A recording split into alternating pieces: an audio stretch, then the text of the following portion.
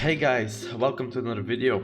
This video is gonna go about what to do when you finally reach endgame, because people have been asking as well, and I think it's a really good topic. What do you do once you get to endgame? You've been questing your ass off to get to that endgame part, you finally got there, and now you wonder, what can I do now? What is there in endgame for me? Well, first, there's a lot of things you can do for endgame. There's a lot of things you may want to do for endgame, but there are a few things you perhaps should consider doing, to say it slightly, not to force people into it, regarding endgame. First things first, there's the gear to do. The gear you're gonna have is basically the standard gear you would have from questing that allowed you to get through your quests, but this isn't the gear that's gonna help you in endgame. You won't be able to do things efficiently or easily. You're gonna struggle doing your dailies, perhaps you're gonna struggle doing group content. You'll be probably down there at the bottom of your DPS meter, where you might not be happy, if you're a DPS, that is. So first things first, there's gonna be the gear. The gear is the most impactful thing you can have in the game for subscription server. We're only gonna have it about subscription server as well. I won't bother explaining everything from free to play, considering the cash up, the runes, the pattern 5, all the cached items, temporary items you need to get that power level up. This is only about pay to play. So first things first, what you wanna do is probably go to KOE, which is Kingdom of Elements. It's gonna be a zone you will unlock simply by having a letter in your mail and then using that. So you'll be able to trade here on the guy. And what I really highly suggest you getting is these insignias of defense and attack. These ones are going to be your best friends in the game. They'll allow you to change your stats on your gear on the go all the time, a limited amount of times for a whole month. After the month, you just buy them back, which is really easy to do because you're gonna have plenty of these currencies to get. But that's a video for another one about the stats. That's usually class related as well, when you have simply the build class guides, videos and all that stuff.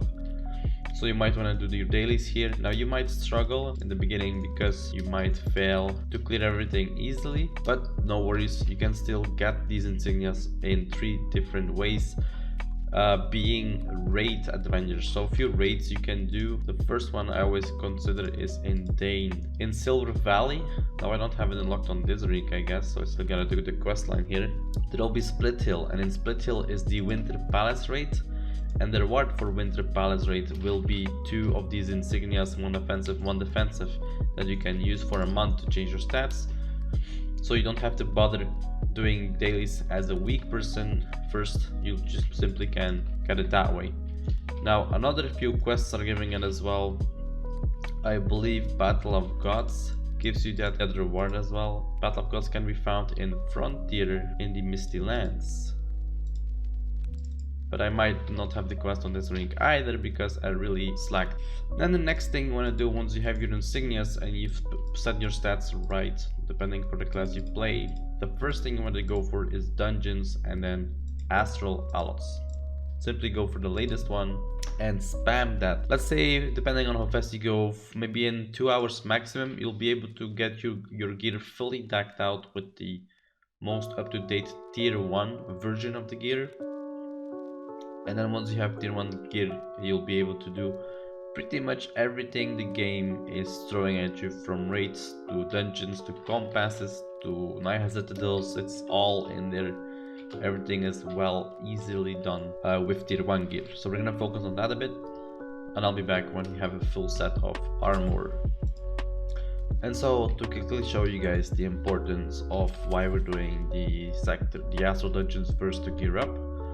Here you see that I did my first run, and so you got the standard questing gear still, and you have the new gear that drops in astral. If you compare them, as you can see, on the left is the new gear in my bag, on the right is the gear that I have currently equipped. And the most important thing about these differences is that the vigor difference is tremendously. It's almost 25% more than what I have on me right now, and vigor is the most important stat in the game, which you can find here, because this is what makes your damage and your healing as a base level. Like, this is what makes your damage be what it is. You have small influencers, you have small modifiers from proficiency, detonation, brutality. These are like stats you can play with. so it makes it interesting for combinations to make in the current game you play. But the base value comes from your vigor. That's the most important factor in the game. And if you compare the gear that you have from questing to the gear you have from here, it's 400 and a bit vigor more than what you have now. It's nearly 25% better than what you have now, which is a huge impact. So no matter what stats it has, for this one I'm lucky because it has still the same stats, even though it's still the bad stats. No matter the stats it gives, look at the vigor and the stamina. Well, actually special stats is the one that doesn't matter. The stats do matter, which is the vigor, stamina. This one is going to make you so much stronger. The most important thing to do is to replace all that questing gear with simple astral gear. As you can see, it has a number 1 next to it, like a Roman number. That means it's tier 1. So all the gear that drops from simple astral will be tier 1. I have a video up there, you can click the card up in the right upper corner, that's going to explain you about tier 1, tier 2, tier 3, where to get them, what the differences are and all that good stuff.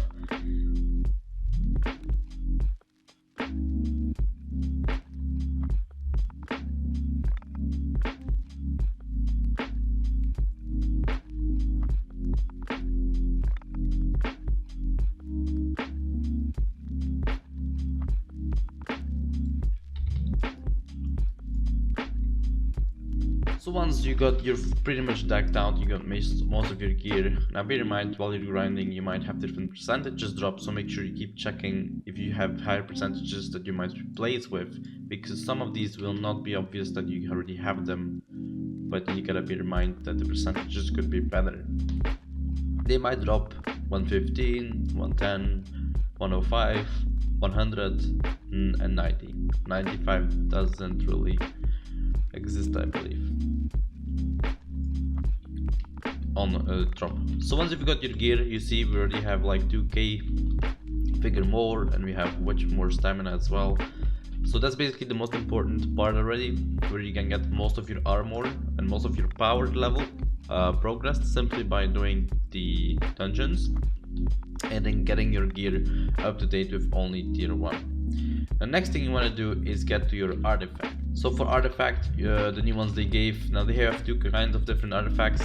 Again, there's a video up in the right upper corner where you can watch a video about all the artifacts, which were explaining which artifacts you can get in 12.0. Those artifacts do not give vigor. The one we have to craft ourselves, that one gives a lot of vigor, namely 300 and a bit. And that's going to contribute quite a lot to our power. As you see, this one gives 275 vigor, and this one is upgradable by using resources you can farm every week, and Dream Elixir, which you can farm on the go. Now, first of these 2 things you'll need to craft, as explained in the other video, but I'll go over it pretty quickly here. So you need 10 of these Gift of the Dreams, which you can get by crafting them, which you can get by combining essence.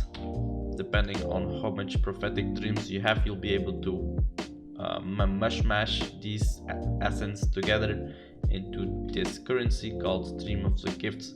Now the currency you'll be able to get is from all kinds of sources, such as the Guildkeeper, which is going to give the Dust of Creations. As you can see, when you combine 500 of them, you'll be given 1 Dust of Creation. You'll be able to earn more by completing the weekly quest in Suslanger, Treasures of the Storm, where you simply have to do the storm several times and you'll be able to get the Dust of Creation. And then there's also your dailies that you can still do, which is all Rihat, KOE, your Battleground daily wins, basically everything that you used to give pre-12.0 fragments for artifacts the old school way.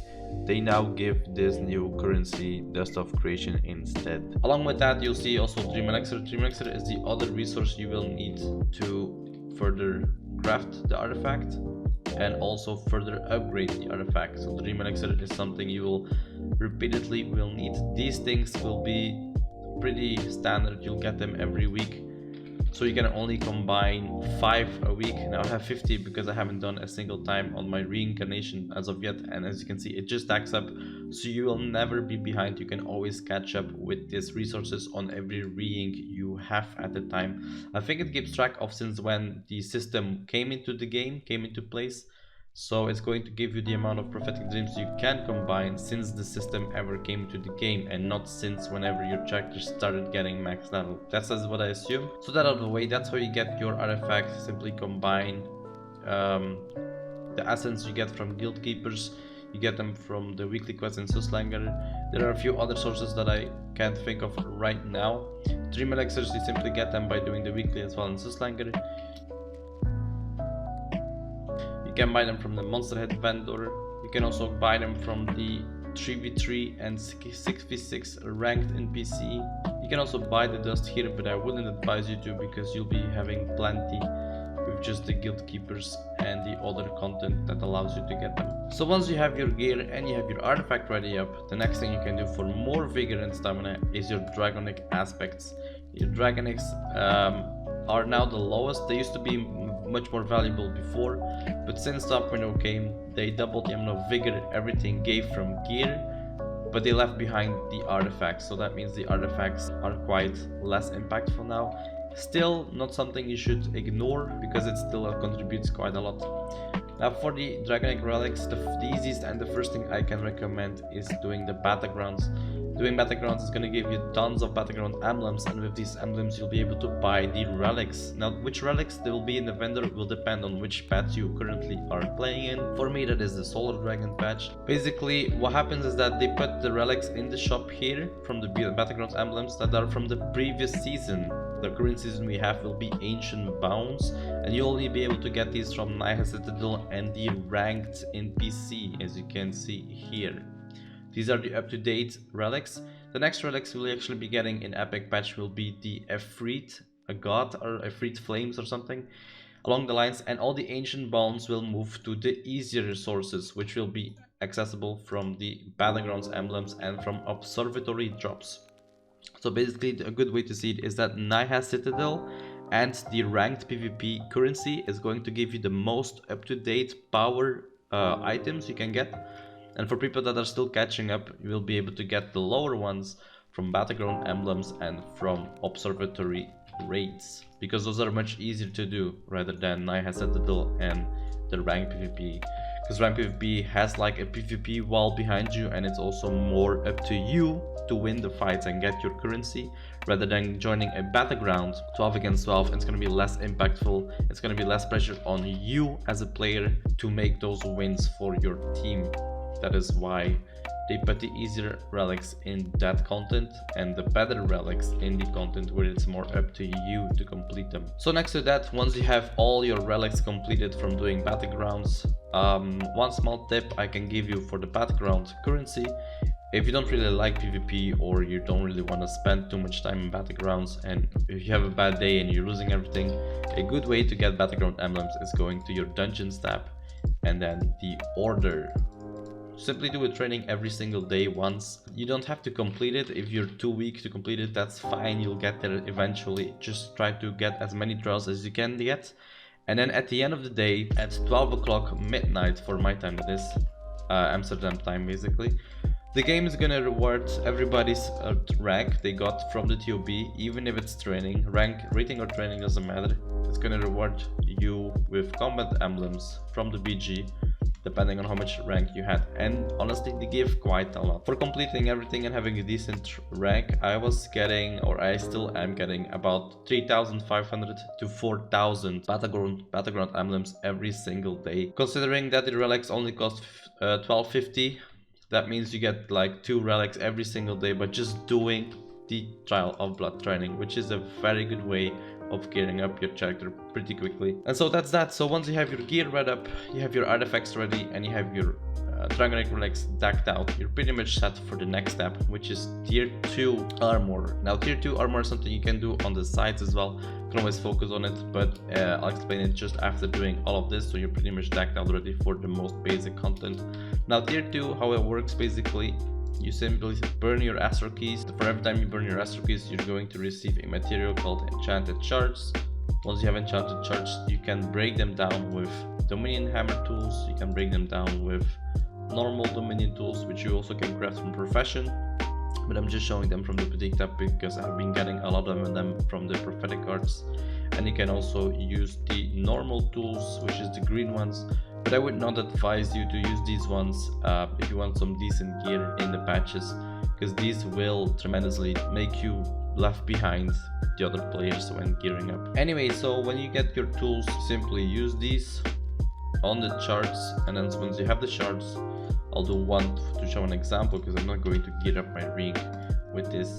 You will gain this material, enchanted material, and you'll need material for this to craft your gear. So we go for equipment here, and you'll be able to craft your gear here, and your weapons are in another tab. Now I would advise to craft your weapons always first. So you see weapons are 2000 except for the one-handed and the shields, and then equipment is also 1000 only. Now why are weapons 2000? Because they're the most important thing you can craft. They're also the biggest figure increase you can gain, and they're also simply the biggest damage modifier you can get, so they're more valuable. But first off, so the gear, you need 1000 of these. We have 12, so you simply keep breaking these apart. You get enough to craft these, and then you have one resource ready. The next resource is gold, so that's easily, there's a video up there in the card as well on how to make gold in 12.0. Pretty easy and standard stuff. The next item you need might be a bit new for you. This is from Profession, so you have to have a Profession level 95 and be able to craft it yourself, or you simply have to ask around and player trade the item to get it that way. Now how do you get that item? You simply make it with your Profession. You'll have to gather resources there in Kingdom of Elements. You get your materials from your vendor. Crafters will know how it works. If you don't know, if you're new to crafting, then check out the crafting video, or simply ask around and buy the item. Once you have the items, you can craft these items, and these items are tier 2.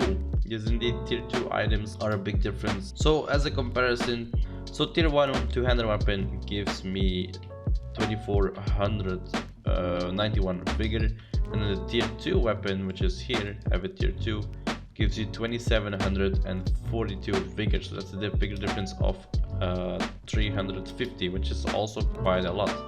So you see the importance of crafting tier 2 gear is because it gives you even more vigor, which makes you even more powerful and makes the content you do easier for you and the people you play with that way. So that is how you craft tier 2 gear. Basically the biggest bottleneck are your astral keys. The other stuff can be farmed infinitely, but your astral keys you only get also, if you didn't know by now, 14 a day at most. So that is your only bottleneck on getting tier 2 armor. And the next armor you can get is tier 3, which gives even more vigor. Vigor gain is starting to diminish, and also stats cannot be changed on tier 3. Bear in mind that, so you have to get the right drop from the get-go. You cannot change stats later on, but tier 3 gear is going to be dropped depending on what content you get it from. I'll show you a picture here on what drops where. Basically most of it comes from Nihil Citadel, and then the helmet comes from the worm content that we'll get later on in Suslanger. So that is basically everything for the gear. Now you know how to gear up from tier 1 to tier 2 to tier 3. You know how to get your artifacts, how that works now for your vigor there, and you know how to get your Draconic Relics up to date as well. One more small thing that I see now on my main that you guys probably don't know about is the Hungry Thorn. A Hungry Thorn is an amazing Dragonic Relic trinket for DPS. It also exists for healers, and you can only get it from your real guard. So make sure you're in a guild, make sure that guild does the minions, because that's what gives you real guard. And then make sure you have a tabard as well. Ask your guild for a guild tabard. Tabards are really increasing your real guard gain, and then you can buy with 200 real guard your item. This is the one for healers. The other two items are kind of miscellaneous, they're kind of for the lols. I don't have them because I think they cost way too much real guard for what they are, but that is really it.